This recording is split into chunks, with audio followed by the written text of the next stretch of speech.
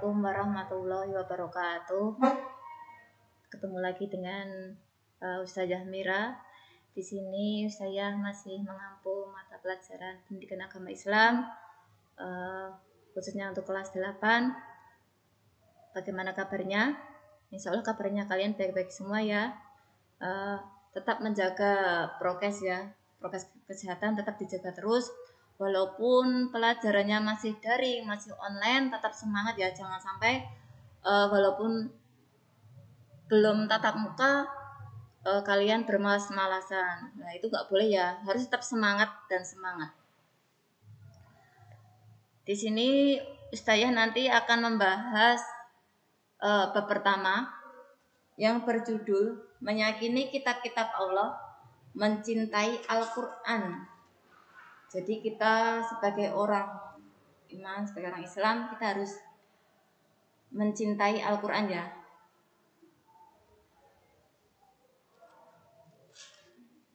Terus untuk selanjutnya,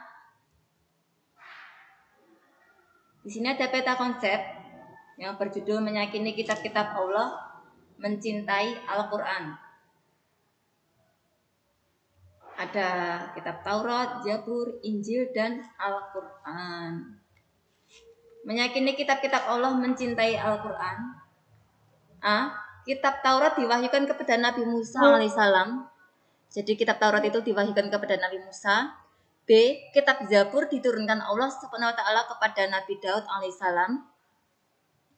C. Kitab Injil diturunkan kepada Nabi Isa alaihissalam. D. Kitab Al-Quran diturunkan kepada Nabi Muhammad sallallahu alaihi wasallam.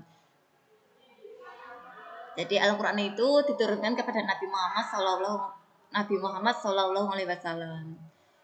1. Pengertian iman kepada kitab-kitab Allah Subhanahu wa taala. Iman kepada Allah Subhanahu wa taala berarti percaya. Kita sebagai orang iman itu harus apa? Percaya ya. Dan yakin dengan sepenuh hati bahwa Allah Subhanahu wa taala telah menurunkan kitab-kitabnya kepada para rasulnya.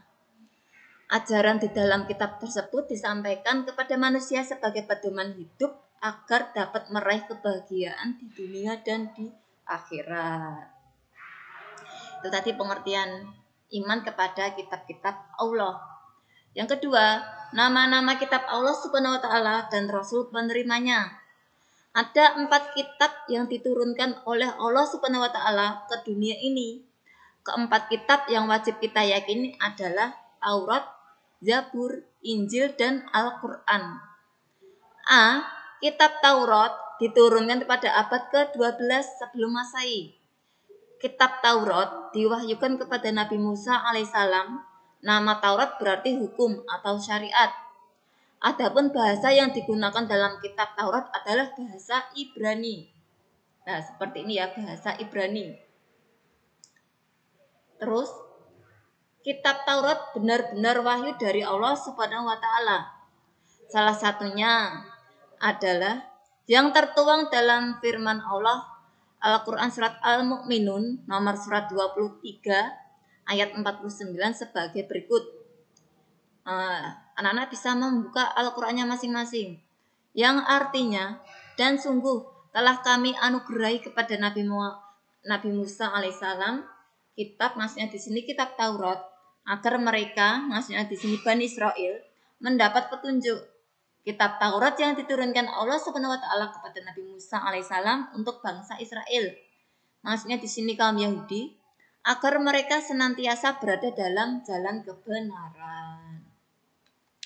Adapun pokok-pokok ajaran yang ada dalam kitab Taurat diturunkan di Bukit Sinai sebagai berikut. 1.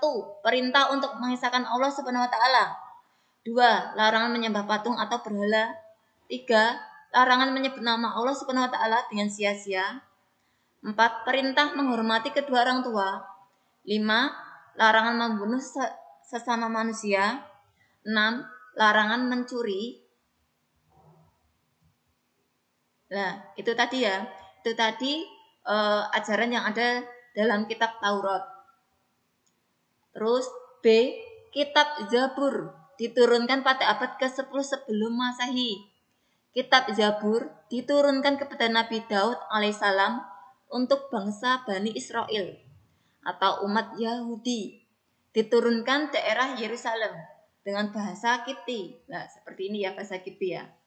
Nah, di sini Allah berfirman dalam Al-Quran surat Al-Isra nomor 117 ayat 55. C. Kitab Injil diturunkan pada abad ke-1 Masehi.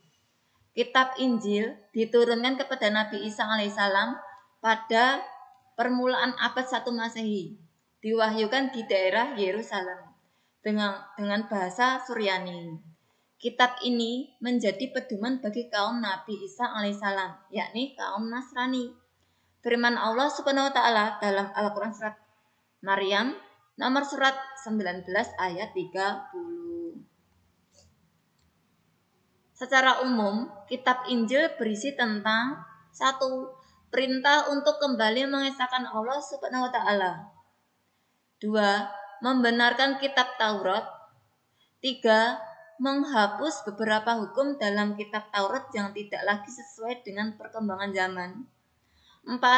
Menjelaskan bahwa kelak akan datang kembali Rasul setelah Nabi Isa alaihissalam, yaitu Nabi Muhammad sallallahu alaihi wasallam. Di samping ada kitab Injil, penjelasan ini juga terdapat dalam kitab Taurat.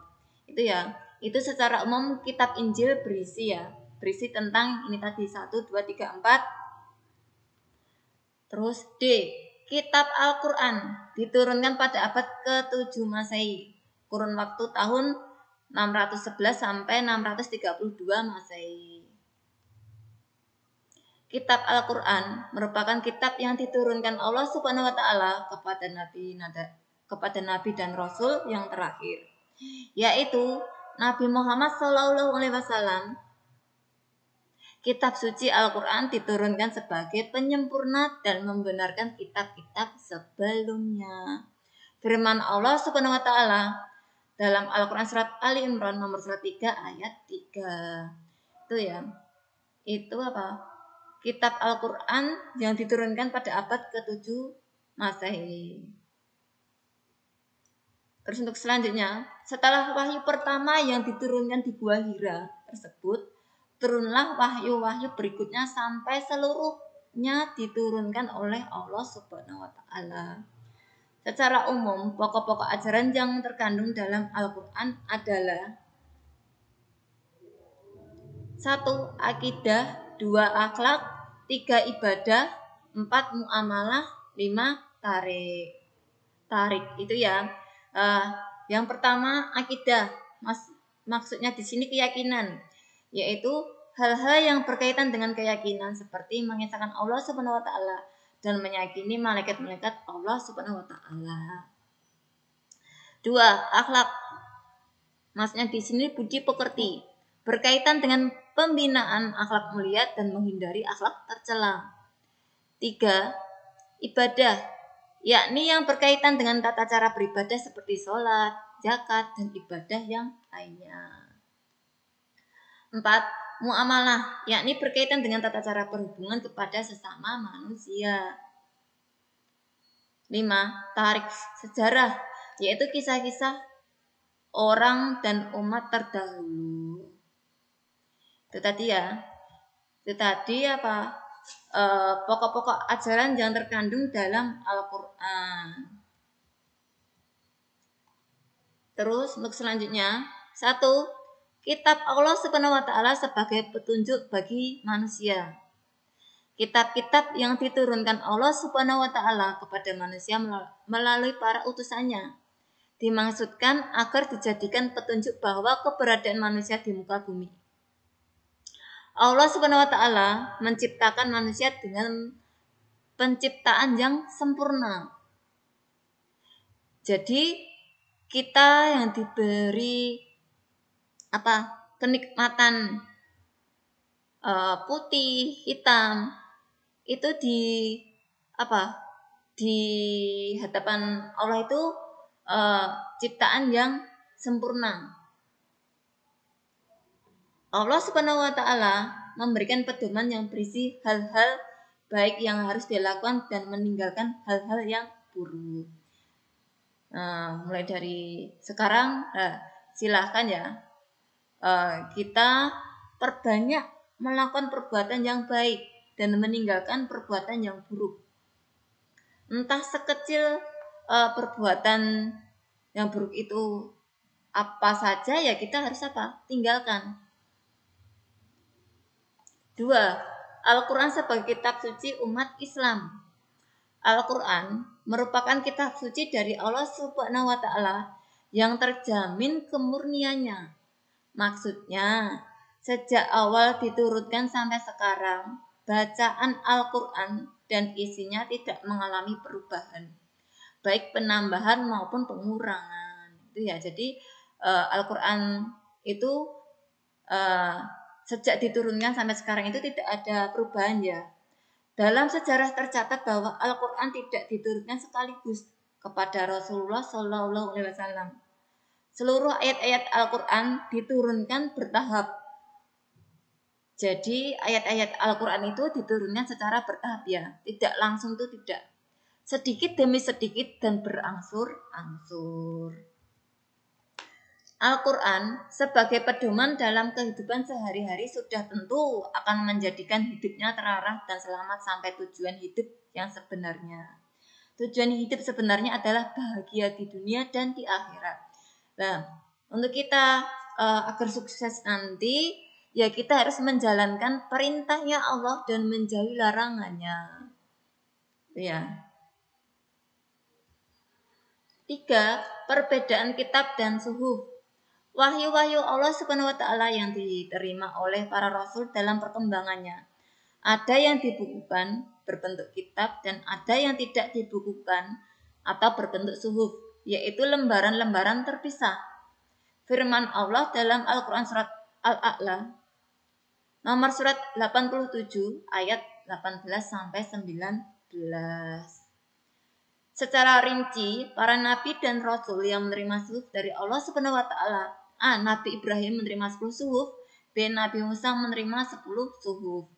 Kitab dan suhuf mempunyai persamaan dan juga perbedaan. Persamaannya adalah keduanya sama-sama firman Allah Subhanahu wa Ta'ala yang diturunkan para rasulnya. Adapun perbedaan antara kitab dan suhuf antara lain. Perbedaan kitab dan suhuf. A. Isi kitab lebih lengkap daripada isi suhuf. B. Bentuk dari kitab sudah dibukukan, sedangkan suhuf masih berbentuk lembaran-lembaran yang terpisah. C. Kitab biasanya berlaku lebih lama daripada suhuf. 4.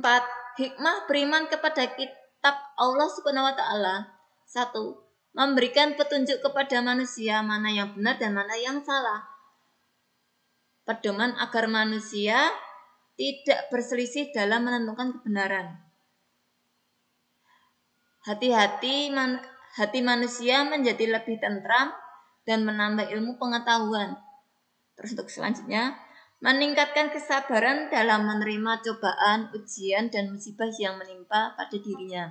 Jadi kalau kalian menerima cobaan maupun ujian, apalagi sekarang baru ada pandemi ya.